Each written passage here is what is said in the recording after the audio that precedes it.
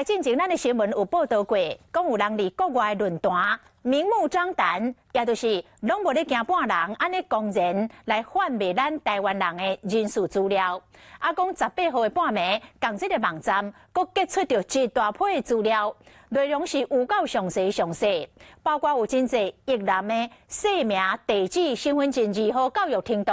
也佫有未少的军官个人的经历。甚至参这个军官一礼拜内见过什么款人，去过什么所在，嘛拢知影。而且佫有疑似咱台湾所掌握到的其他的国家演习的资料，这个内容是拢写甲非常的详细，实在互人会担心哦。啊，即摆怀疑是公家机关的网站，互骇客来入侵。资料内底有写真侪情报，军方去对演习参加的人有偌济，拢写甲清清楚楚。另外，一定要人员一礼拜去过什么所在，见过什么人，要咱国的公建任务拢总有。其他像个人的电子产品的牌子、阿边个也是军官的资料、地址，拢写甲真详细。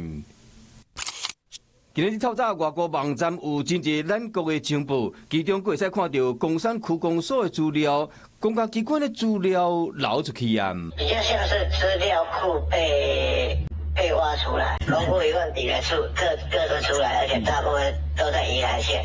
其实，这个网站早就不是头一摆公开咱国的资讯，进前捌打出咱国情报机构的机密文件，内容详细列出咱国人员的各种资料，为年会、职业到家庭状况，甚至连个性弱点内容详细到互人会惊。杂志内容开价讲15万的美金。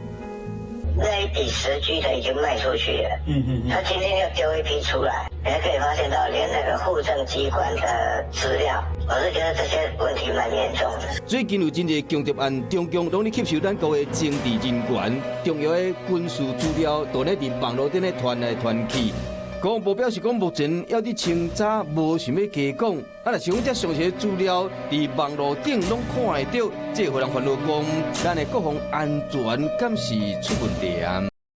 ？Hello， 大家好，我是乃瑜，要教给大家2个任务。第一个，华视新闻的脸书专页，你按赞了吗？还有华视新闻的 YouTube 频道，赶紧订阅起来，还要记得按赞，开启小铃铛哦。